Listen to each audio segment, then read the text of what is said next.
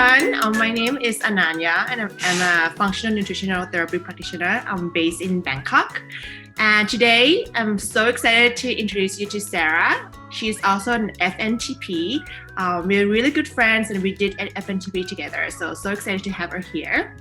Since we've been around the age of COVID for almost a year now. We've seen a big transition in terms of lifestyle, and people are getting a little bit in the face of like unhealthy lifestyle. And since we're both pretty health conscious, right, Sarah? Are we? and and we're both FNTP. We thought it would be fun to do a short session to share with you guys about how we could be smart about eating. So the topic today is, a practical guide for everyone to eat smarter, in the age of COVID. I'll first start off with a self-introduction, and then I'll let Sarah introduce herself. So I'm Ananya, and I'm an FNTP based in Bangkok, and I'm also a 200-hour yoga instructor. So I'm really passionate about helping people achieve holistic wellness and health, across mental health, physical health, and emotional health, and also help them pursue a personalized approach to optimal nutrition. I'm just going to talk a little bit about, where I'm coming from, my personal journey in wellness. In my past life, I was really, type A kind of person, having worked at a leading management company, working with a world-class leader in wellness hospitality. I've come to a realization that career and financial success alone did not bring me true happiness.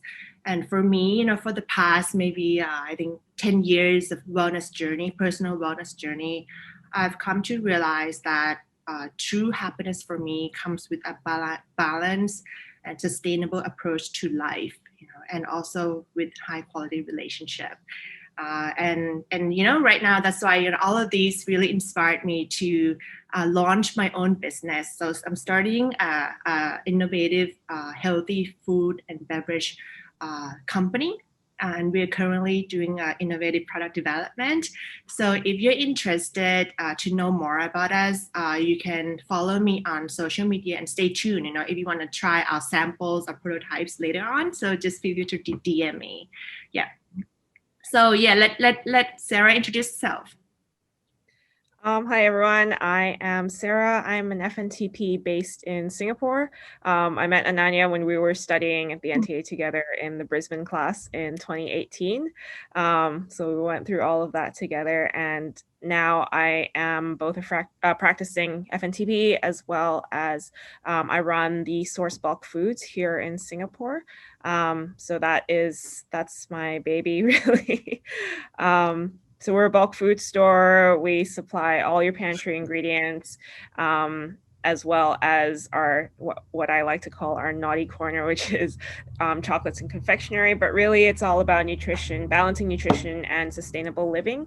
We're a zero waste store, so I want to really encourage people to go back to the way that we were shopping before and look at foods as a way to nourish the body.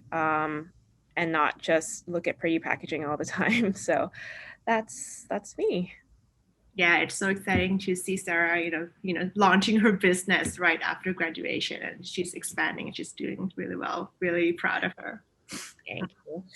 Okay, so we'll drop our context towards the end of the session, and right now we're just gonna start with our topic, practical guide or smart eating in the age of COVID. Okay, so first, I'm gonna ask Sarah to tell us a little bit more about yourself, and the source in Singapore, and who are your target customers, and how are you solving their pain points? Well, let's take it back to how I started the source or how I got into it. I found myself with a few food intolerances at the time. I was gluten-free, dairy-free. I still am. But at that time, this was about maybe 7, 8 years ago, I couldn't find the types of foods that I wanted to eat or that suited my diet. readily available here in Singapore or really anywhere in Southeast Asia. So I found myself buying all these ingredients from Australia when I was visiting my sister, especially because she lived down the road from one of the original source stores there. So I was buying all these things in bulk, bringing them back into Singapore, and I was thinking there should be a better way to do this or an easier way to do this. And at the time, there was maybe one or two shops that had gluten-free, allergen-free type products available, but it was ridiculously expensive, and everything came in large packages. And because Singapore, the temperature and the weather, the climate is not conducive to keep all these things fresh, I was wasting a lot of money. I was wasting a lot of food. Things were going stale and moldy and all that. So I think what I really loved about the source is that you can buy everything in, I mean, as much or as little as you need. There's no minimum purchase. And so you can reduce food waste by just buying what you need. And if it runs out, it runs out. You go back and buy more. And, you know, everything's always fresh. Everything's always nutrient quality. So that's how I started it. And hopefully we've started to educate more and more people about this way of shopping, about not having to buy everything in big plastic packaging. I know the Asian mentality a couple of years back was that, you know, if it's in plastic, it's fresher. And so when we first brought the brand into Singapore and into Asia, there was a lot of skepticism about whether we really are any better than, say, the conventional supermarket. And I think more and more people are starting to learn now that, you know, you don't have to always buy like 5 kilo bags of flour, and it's not always higher quality. So really just changing the habits of the way people shop and making them more conscious about what they're eating, how much they're eating, what they're consuming as well. Yeah. Yeah, I totally resonate with that because, you know, having, you know, lived in Bangkok, and actually, you know, when we were in doing our program in Brisbane, Sarah took me to the source in Brisbane, and I was, you know, super excited because, you know, as a healthy kind of individual in Bangkok, I was, you know, starved of really, really good options. Yeah. Great. And you know, as a Sarah, as a health conscious millennial, you know, what are the challenges you face, you know, in the context of Southeast Asia? Because right now you're based in Singapore, right? And you also, you know, have families in Indonesia. What are the challenges that you face, you know, as you're becoming or you're trying to maintain your healthy lifestyle, you know, across the board, you know, physically, you know, with nutrition, exercise, sleep, mentally, you know, with, you know, meditation, mindfulness, and emotionally with, you know, maintaining relationships with your close ones? Yeah, I think the biggest thing is, I mean, you live in Bangkok, I live in Singapore, I grew up in Jakarta. These are all big metropolitan cities. And it's hard to find, I mean, the time really, I mean, living in big cities, you're always under pressure to do more and to be busy and to meet people outside and to go out and, you know, do all these things that you want to do in 24 hours. And so it's hard to find the balance of working, running a business, trying to be physically active, trying to meet friends and have a social life, trying to eat healthy and yet not seem like, you know, you want to no to people just because they're going out to somewhere you don't want to eat, that kind of thing. So that's, I feel, is a lot of pressure on us these days. And with the rise of social media, we see all these people and what healthy eating, clean eating is. And so people are trying to do all of that. They're trying to go to all these workout classes and do everything at once. So I think in terms of mental health, I think that's a really big factor of what's driving like stress and anxiety and oftentimes depression, I think, as well, is that we put a lot of this pressure on ourselves to do everything at once. And yeah, I think you said also the availability of healthier options in terms, especially in terms of convenience foods. I mean, we're so busy already. It's hard to find the time to prepare fresh food all the time at home. And so oftentimes I look to get more convenient options in the supermarkets, like snacks and ready to go meals and all that. But the the availability of those options is quite limited in Southeast Asia. Singapore is a little bit better in terms of bringing imported goods in, but at the same time, it's very, very expensive. I mean, if you look at the products coming in from the US and Australia and Europe, it comes at maybe twice or three times the price of what they would sell in their home countries. So we have the options a lot of the time. It's just a matter of whether it fits into, my budget or not. Yeah, yeah.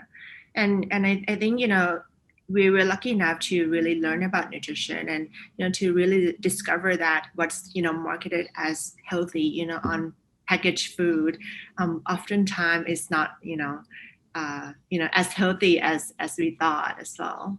Yeah, yeah, yeah, absolutely. And I always have to remind myself to go back to the basics of, just get some fresh food, some fresh fruits, some fresh vegetables. Just look at fresh produce more than, let's say, the convenience snack options. Yes, it takes a little bit more time and preparation, but those things are still always available when the rest is expensive. Yeah.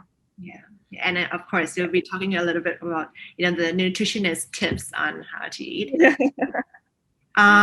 Okay, so this is a really interesting question for me. Is what are your views and recommendations on how to navigate the traditional and cultural norms? We can talk about our context of Singapore, Indonesia, Thailand, China. This region with the Western centric kind of ideas of what healthy eating is. Yeah, I'm glad you brought that up because going back to the previous question about being a health conscious millennial living in Southeast Asia, it's always this, battle between what is healthy or what I think is healthy or what I've been educated to be healthy and what traditionally my family eats or what my ancestors eat, what my culture eats as well. Like, how do we balance the two? And I think talk in the context of Asia, Asian food is not inherently unhealthy, but because we've been educated with this Western centric view of what is healthy, we never really see Asian meals on or like Asian template meals on like diet plans or the food pyramid, for example. I mean, those things are potentially outdated, but what I'm saying is media doesn't portray Asian food to be healthy. Oftentimes we see it as unhealthy because people talk about the oils we use, the sauces we use. But I think that's a product of our cultural food becoming commercialized in restaurants, in fast food. And so we're seeing more and more of the oils and sugars and sauces being used there. And that's why people think that it's unhealthy. And then it creates this dichotomy of like the Western style of eating, the Western diet is probably healthier than the style of eating. And that creates a conflict with us, like you and I, especially because we know what to eat, but then how do we incorporate that back into our culture, right? And we don't want to stray away from being Chinese, from being Thai, from being Indonesian, from being Singaporean. Like that is our culture. That's who we are. That's our identity. So I think what we really need to do as the younger generation learning from these two different facets is we need to educate ourselves about our culture. How did our families and ancestors cook and eat before? What are the sorts of ingredients that they use traditionally? And then, talk to your family members, talk to your grandma, talk to your aunts, your mom about the dishes that they grew up with, the dishes that they cooked. And then you can always tweak that to suit your diet and lifestyle. Use a different oil, for example, but, incorporate the same amount of spices.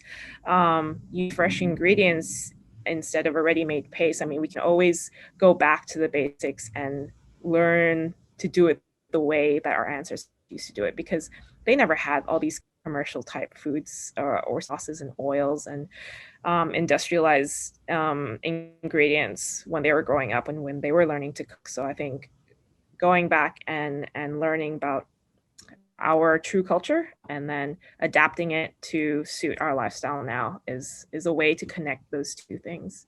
Yeah, I totally resonate with you because, I think we knew this because I think, as we, progress into our, wellness journey, we start cooking and, we look at, recipes and all the recipes, online, most of them, right, the majority, like online at the books we bought, they're like all mostly like Western dishes. And even though, these work for us, it gives us, a boost in energy flow, help with digestive issues and many of our health problems. It's kind of sad because I do miss the my childhood breakfast, the Thai Chinese style, of we have porridge with different side dishes, etc. Right? So, and I think as we become more mindful, for me, as a Thai person, I think about, what are the local Thai cuisines, it's so diverse, right? We have the central cuisine, we have the northern cuisine, southern, northeastern, and each of these, have healthy elements and sometimes really, really nutritious, and now we're talking about we're going plant-based, we're trying to go low carb, and actually a lot of, local Thai dishes are actually just like that, a lot of vegetables, some protein and not much on carb if you can manage. Yeah, exactly. And like when I was starting like my health journey or my journey into nutrition, I found myself like shunning Asian food or Chinese food or Indonesian food because I was like, oh, like it's not healthy. I can't fit that into my plan. And so it was a lot of tension between, who I am and what I grew up with versus what the ideal to be healthy means. So yeah, I Yeah, think the key takeaway for this, really about. yeah, like Sarah said, right? First, of course, you need to know what's healthy, right? But second, just just revisit and restudy your heritage and your culture of food, and be mindful about your culture of food and discover the healthier elements of that and trying to incorporate that into your daily eating routine or cooking. Yeah, very good. Okay. So now we get into the crux of things, about COVID. What in your views, what is COVID's impact on the health and wellness lifestyle of the people around you? What's changed in terms of lifestyle, regarding across, different dimensions, physical, mental, emotional that you see. And then we can go on to your recommendations. Yeah. I think I've seen two different sides of the spectrum. So I've seen people become really, really health conscious because they've had the time to slow down. They don't have to go into work. They're not as busy. They can work from home. So they have more time to be conscious about what they're eating, and they fall in love with cooking and baking at home and preparing their own food. They have more time for physical activity. So I've seen that side of the spectrum, which is really great. But then I've also seen COVID have an impact on people's mental health, in terms of isolation. People can't see their families. They can't go out and do the things that they want to do as much. And so they kind of let go of their lifestyle and just say, screw it, this is the time I'm just going to eat whatever I can get that's convenient. I don't really care about my health right now. I don't want to think about those things because I have this financial burden. I have general anxiety from a global pandemic. So unfortunately, there is that side as well. It's good to see people move more towards the other side of the spectrum in terms of taking care of themselves a little bit more. And I've also seen the pattern of it now in Singapore, now that we're opening up the economy and the restrictions a little bit more. People are still practicing those lifestyles that they picked up during lockdown and quarantine. So it's really good to see that. Yeah. Yeah, I mean, personally, you know, like I was a really active person before COVID. I would do spinning, yoga, running, all of this probably like 3 to 4 times a week, and trying to be mindful about eating. And into COVID, the first few months, I was still pretty good. I subscribed to Allo Move, I think, doing online yoga.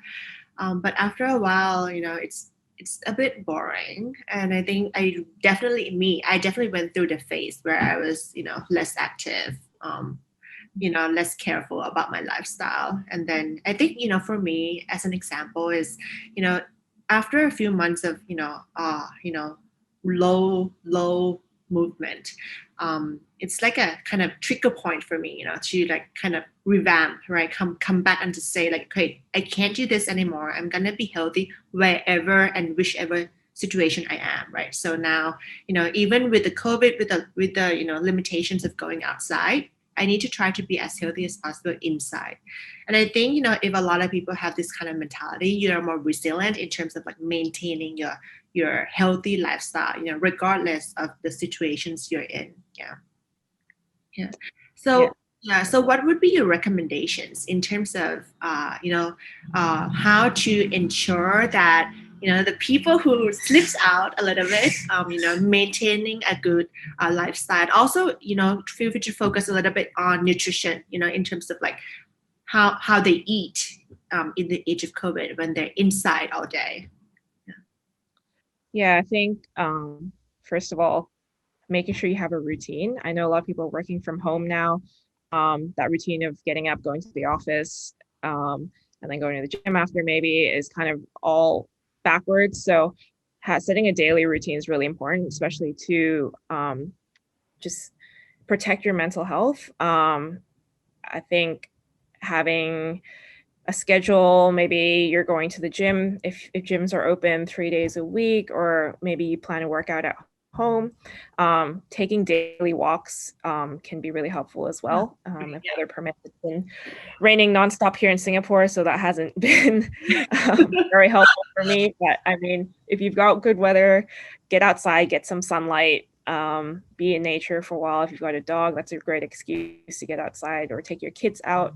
In terms of nutrition, it always goes back to, what's the easiest thing you can do to maintain your health? Can you eat a vegetable today? Can you drink enough water today? Can you get 3 square meals in today? I know a lot of people have other things on their mind that COVID has affected. So trying to do the minimum effective dose to just safeguard your health is really important. If we want to go into details, I mean, try to get more vegetables, try to get vegetables at every meal. Make sure you're getting protein in at every meal. Cook at home for 2 meals a day if you can. If not, try to find the best possible option from if you're eating out or if you're taking away. Read the menu, read the ingredients if you can. Talk to the people that are preparing your food, what goes in, just understanding and being conscious about what you're putting in your body as well. And making sure you're getting some daily movement. If you can't go to the gym, what else can you do? Can you play outside with your kids? Can you play a sport outside? Can you go for a run or walk? That kind of thing. Just really easy stuff. Yeah, I guess, Sarah did cover all the dimensions. So first, definitely set a routine, right? Make sure you have a routine and stick to it. And then second is just make sure that, you have some kind of milestones in terms of movement goals, like per day, right? It could be really easy, like, taking a walk. It doesn't have to be like a full-blown workout, right? And then third is just be mindful and conscious of your mental well-being, right? So if you're conscious, just I think that a really easy technique for me is just focusing on the breath whenever you can, whenever you're mindful. Just come back to your breath and like, ask yourself like, what are the state of mind right now, right?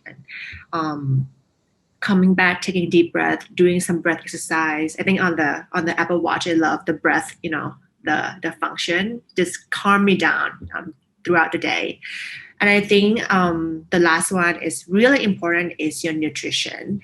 So making sure that you have good nutrition or eating habit while you're inside. And if possible, try to cook, at least 2 times a day. And if not, just be really mindful about, your food options, whether it's deliveries or, takeouts, etc.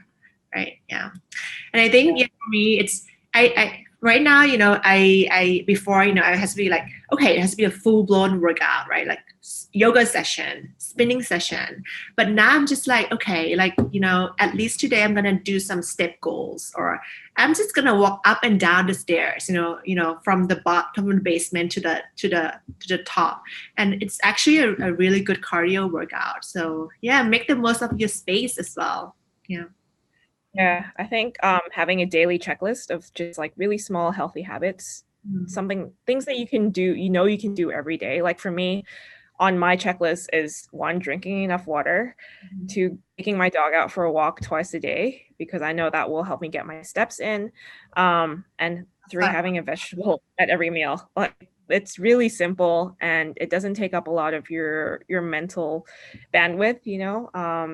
And I think now is a great time for people to focus on their sleep as well.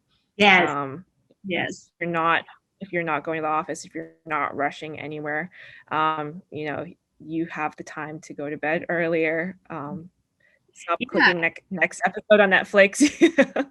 I know there's a lot of shows to watch, but your sleep is really important as well. Yeah. Yeah, definitely, definitely. Because same. I think crisis is opportunity, right? Because if even though it's COVID, it's the time for you to really reset your biological clock and your lifestyle. Yeah, I've started to become more conscious about my sleeping, and even with the Apple Watch, and I installed some sleep apps, trying to track the quality of my sleep. Sometimes I sleep like 8 hours, but my deep sleep is really little, and I was just amazed. So I think if you're mindful, you start to see a little bit of correlations, about how your activities during the day or closer to bedtime affect your sleep quality. Yeah. Yeah, really. If anyone is interested about sleep, I would be so excited to chat about, because I'm reading a lot about it lately. Yeah. Great. So talking a little bit more in depth about your food and your nutrition, your food and beverage behaviors.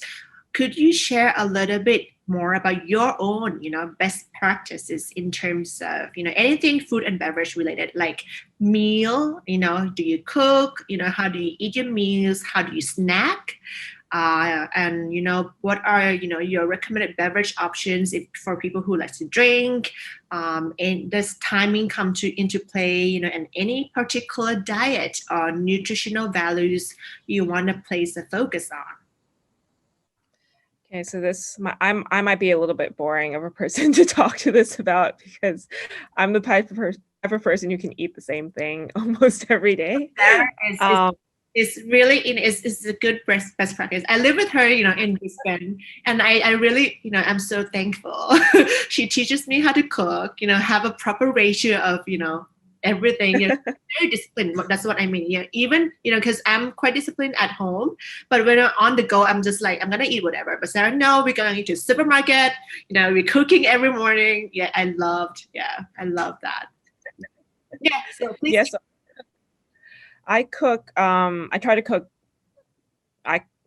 3 meals a day, but most times it ends up being 2, breakfast and dinner. Breakfast I'll always cook at home. It usually looks like eggs, veggies. I'll usually add an extra type of protein through meat, or like chicken, or prawns, or some turkey, for example. And then I might have a couple pieces of gluten-free toast on the side as well. So I'm currently training and prepping for a powerlifting competition in a couple of months. So my diet is quite geared towards performance at the moment. So that might look like a little bit higher carb, a little bit more protein than if I were to eat intuitively. Lunches, I'll usually bring something that I made from the night before if I have leftovers. If not, I try to find the best option around me at work. So I'll usually base my meals around protein. So I'll always choose my protein first. So for example, recently I've been going down to the supermarket, which has like a hot food section. And I'll usually get some like cooked chicken, which is my protein. I'll try to find either some salad or some fresh veggies, or sometimes they've got like cooked vegetables as well. So I'll add that on top of it.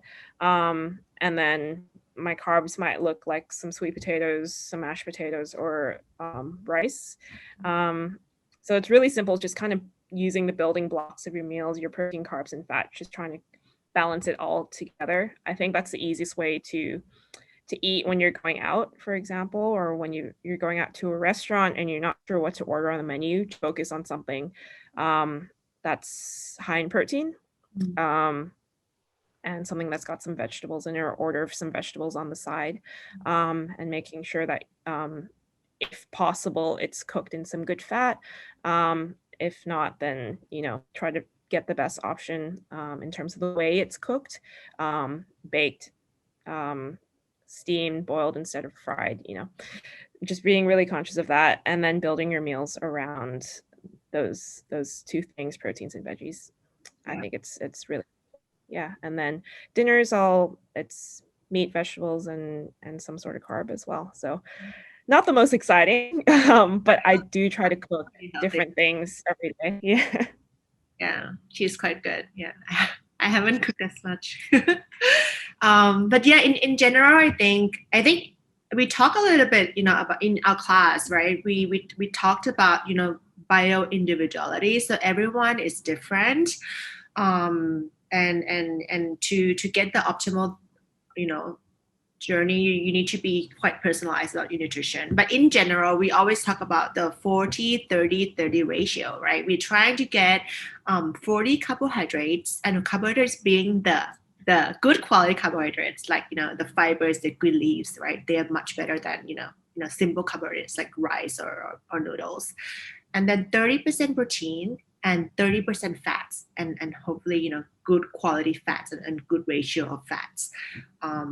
Yeah, and in terms of proteins, just trying to get a lot of like grass-fed beef, or wild caught fish, or free range chicken, right? So just trying to be back to nature and back to basic as much as possible, right? Yeah. Anything you want to add, Sarah?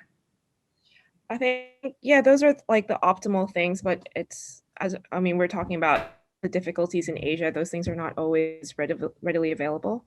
Yeah. So just to pick your best option is really important. If you can't get free range chicken, then opt for a leaner piece of chicken. If you can't get grass-fed beef, opt for a leaner piece of beef, because there's usually they store, the things that aren't the toxins and things that aren't as good for us. So yeah, trying to find, and then things that work in your budget as well, because not everyone can afford, grass-fed or free range and wild caught and all those things. Yeah, definitely on point. Yeah. And okay, this is my favorite question, because I see a lot of women around me struggling with that. I know, we've seen women across age groups, whether it's our age, or, our mother's age. We are struggling with hormonal issues, whether it's irregular period, PCOS, fertility, PMS, premenopausal, menopausal issues, etc. From your experience as an FNTP, what do you see as the biggest problems, and what would be your recommendations for each of these, different age group of women? Yeah, so I work with a lot of women, women's health and hormones. That's kind of my area of interest. Having experienced hypothalamic amenorrhea, I lost my period for 4 years due to overtraining and not eating enough, being an athlete, female athlete, and trying to navigate the diet space and diet culture and all that. So I think I attract those kinds of clients as well. And the people I work with, a lot of the times the hormonal imbalance show up as irregular periods, endometriosis, PCOS, or just really, really painful cycles in terms of PMS, heavy cramping, heavy bleeding, those kinds of things. And a lot of the time, what it goes back to is high stress. I think women nowadays, we are trying to build ourselves up career-wise, and we put that stress on ourselves to perform in our jobs. And then we also have the stress of, maybe getting married and having children and taking care of our families. So there's a lot going on for women, and these expectations we put on ourselves to do everything at once. So I think, first of all, stress management is a huge, huge issue, and something that overrides all nutrition and all that, because you can have the best diet, you can eat the best types of food, but if there's still something going on up there, it's going to affect everything with your digestion, the way that you are detoxifying, the way that you are processing your foods and nutrients, even if you are eating the best things. So stress management is huge.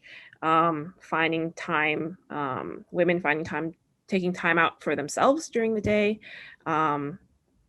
being selfish and, doing the things that they like to do instead of having to take care of everyone else. I think that's really important. In terms of nutrition, I think overall calorie intake, I've seen that women are just not eating enough food for the most part, especially active women. There's a lot of lessons from diet culture that we get through social media and popular media saying that, women need to be eating 1,200, 1,400 calories a day. But what a lot of people, or lay women, don't realize is that that's the caloric intake for a 3-year-old child. So, first of all, a lot of women just need to be eating more food. That will also help with, their stress, their lifestyle, active lifestyle, helping their body feel safe. A lot of women are also eating too little protein for what they're doing. Again, this comes from social media and popular media saying that, women shouldn't eat as much meat. And then, of course, now plant-based eating is becoming more popular. So women are veering away from animal products, eating more plant-based, and then their protein intake gets lower once again. So it's really educating people about the importance of protein, those being the building blocks for everything that goes on in our bodies, not just building muscle, because people think that, if I eat too much protein, I'm going to get too muscular, I'm going to look like a man, that kind of thing. So just educating people and trying to, set aside that fear of becoming too bulky as a woman. And then the third thing I've realized is that a lot of women are scared of eating fat still. There's still this fear about eating healthy fats. Yeah. Huge misconception. It's been a long time now that it's been in diet culture saying that you should go low fat, especially to lose weight and all that. A lot of women still have mentality of like, I need to lose weight. I still need to last 5 kilos kind of thing. So they cut all the fat out of their diet, and then this wrecks their hormones because they don't have the building blocks. One, they're not eating enough protein, so they're not getting the cholesterol from the animals, the animal products. And then 2, they're not adding in any other fats in their diet. So, that's where we see a lot of, one, digestive issues. And because of the digestive issues, hormonal imbalances, especially in terms of estrogen dominance and inflammation. So women aren't getting enough omega-3s to, balance out their inflammation in their body. And lastly is gut health. So one, because they're eating too little, their body can't process their food. They're not eating the right macronutrients to support digestion in the first place. And 3, they're so stressed out and they're so busy that their digestion's just gone off the rails, and they're bloated, they're constipated, they have all these food intolerances. So I think first of all is stress management, just slowing down, taking time out, and taking the time to enjoy your food is really important. Wow, you hit all the key points. Yeah, definitely. And in terms of fat, I just want to add a little bit because fat is really important to the hormone, and in Asia, actually, we do have a wide variety of good fat to select from. Like, I was just on a trip with, my dad and his friends who are doctors, and one of them actually does a lot of research in terms of fat sources and what are the good fat sources for the thighs and this might be applicable to some of our neighboring countries, but he said that, in Thailand, really, really good fats are so native to our culture, which are coconut fat and animal fat. And these two, and an animal fat, a lot of people thought, it's really bad for you, but actually it's much better than some of the other fat. So educate yourself about what are really, really the true, good sources of fat. And sometimes it's closer than you think, it's the local ingredients and not the imported ones. Yeah, absolutely. And this goes back to learning about our culture and learning about our heritage and what our ancestors or what our grandparents, what our parents used to cook with, instead of this is a problem that I have with the government guidelines here, is that they promote things like canola oil and all that as being healthier, and vegetables oils as being healthier.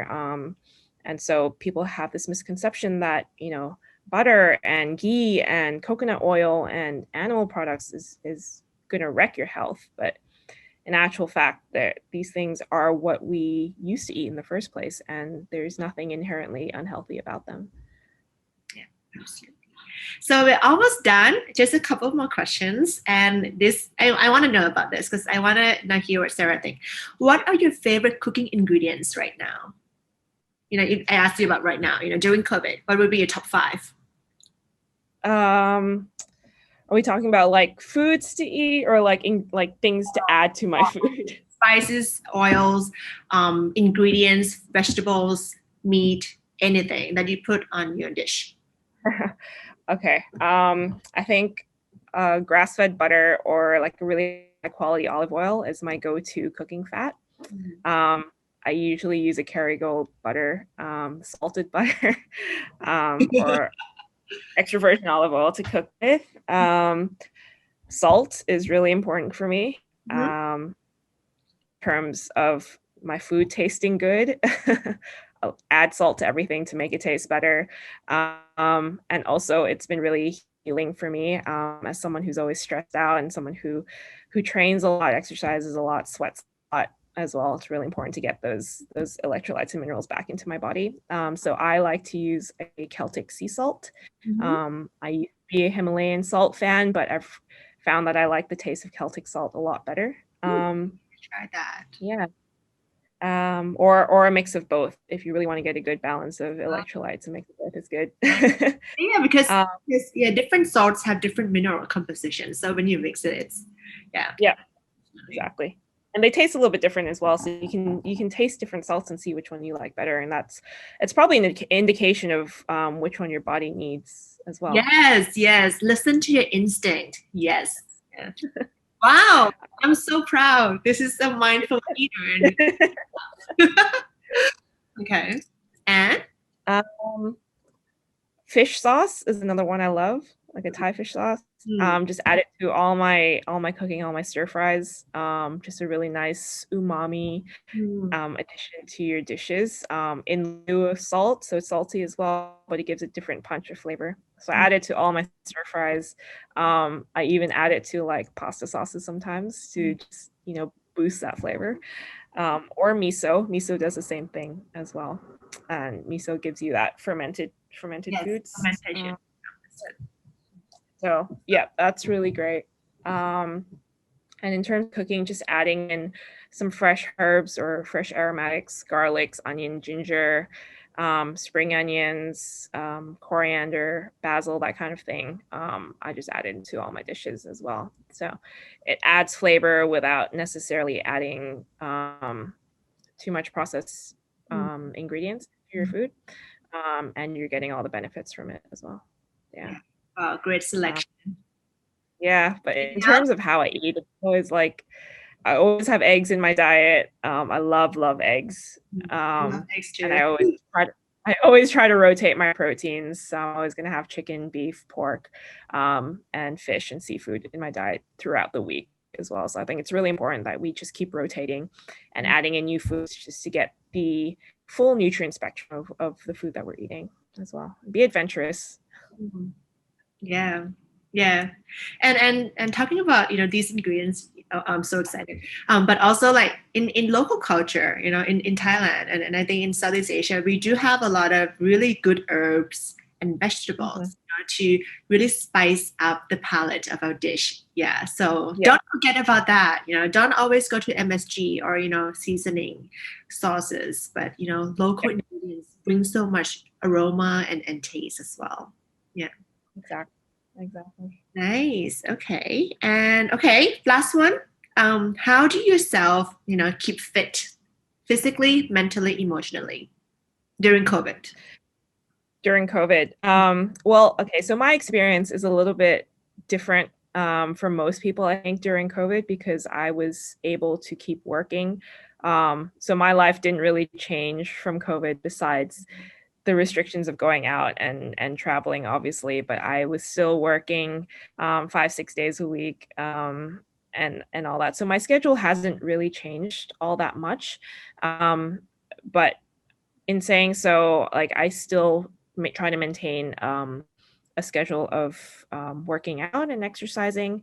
Like I said, I'm preparing for a competition now, so my training is bumped up, and I need to be a little bit more regimented. But in the past few months, I was maybe working out 3-4 times a week, and one of those times was doing it with friends, which has been really important in terms of, protecting my mental health and becoming just staying social and seeing people as and when I could. I mean, within the restrictions of lockdown and COVID and all that. Taking care of my nutrition, making sure I'm eating really good food. But I think what COVID has taught me as well is just kind of letting go of expectations and perfectionism. Big one. Yeah, huge one, right? Like, we put up these expectations on ourselves to be healthy and do well in our jobs and do everything at once. But I think COVID has allowed us to slow down and figure out the things that are most important in our life. And I've realized that for me, that's staying active, whether it's working out in the gym, walking outside, just hanging out with friends, but in an active way instead of, say, going out for drinks at night or going out for dinner at night. Cooking has been really important as well. And my work has been important, but setting boundaries around my work has been really important. So yeah, letting go of, all those expectations of I have to eat a certain way, I have to work out a certain way. I mean, COVID didn't allow us to do that 100%. And I was actually getting more close and learning more about my culture because I spent so much time with my mom, who was stuck here the whole time. Oh, yeah. Oh, she's still there. Yeah. Oh. So I was really understanding how to fit her, because I was living alone for a lot of the time the past few years. So how to fit her lifestyle along with mine, and trying to let go of she's going to eat this way. I don't want to isolate her and have to cook different meals. So trying to let go of that perfectionism of I have to eat this way. And I can't eat the way that she wants to eat. So, but I don't want to be antisocial as well. So just kind of, balancing all those things. Yeah. Very good, very realistic. Yeah, but all in all, routine has been really important. And figuring out the things that are really important for me personally, and letting go of the things that don't serve me has been really helpful in terms of protecting my mental health and just staying sane, healthy, and happy at the same time. Routine, food, movement, good relationship with the loved ones. It's really important. You have good mental state. Yeah. Try to get outside. Don't stay indoors all the time. That's true, because I think a lot of people actually, maybe they don't know this, but they are vitamin D deficient or insufficient. And the best source of vitamin D is sunlight. So yes, just make sure. Yeah. I know it's winter in half the world right now and places are in lockdown, but if you can even just sit outside on your porch or something, just get some sun in you if you can, or at least breathe some fresh air. Don't try to stay cooped up in the house, because I think that really affects our mental well-being, the more isolated we are from the outside world. Yeah, and don't underestimate sunlight and vitamin D. It's so powerful. Yeah, it's not just vitamin D, but it actually affects a lot of our body systems. If you read more into the latest research, yeah, very good. Yeah. Wow, this is amazing. Thank you so much, Sarah, for a really, really good talk, educational and inspirational, even to another FNTP myself. Anything you want to leave, as your, we are closing the session, as a final summary or, final thoughts to the audience? I think just that daily checklist is really important. Find small habits that you can do every single day that don't take a lot of effort, especially now during COVID when things are like, it seems really crazy, but if you can focus on the small things, those will be really helpful towards, your mood, your sleep, your health overall. Yeah. Daily checklist routine. Focus, setting small milestones, focus on the small things, small habits, make a big difference. Yeah. And I think you also mentioned about, going back and revisit your heritage, your local ingredients, what are the goals there, like you can incorporate that into your daily routine, right? Yeah. Don't be afraid of your culture. Don't be afraid of embracing your culture. Be proud. Be proud. Be proud. Yes. Great. You don't have to change who you are to be healthy. Exactly. Okay. And great. So yeah, so we're always, really happy and excited to talk to anyone who's interested to learn more about health and wellness, nutrition, or any specific things about, whatever we discuss about, right? So feel free to reach out to any of us, right? I can be reached at my IG or my Facebook, at sign Blissed by Ananya. So BLISSED ANANYA on IG and on Facebook.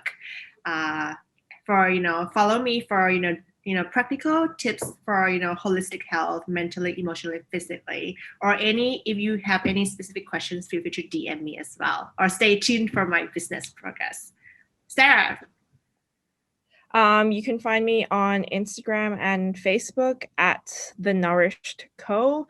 Or if you just search my name, Sarah Widjaja, it should pop up as well. On that page, I share a lot of tips, especially for active females, in terms of female health and wellness, nutrition advice, and just how to let go of diet culture and finding a healthy lifestyle that works for you personally as well. I do coach clients. I am open to coaching clients. So if you are interested, reach out to me on there. If you're interested in what my other side of the business, it's the Source Bulk Foods Singapore, or the Source SG on Instagram. So you can have a look at what we're doing there as well.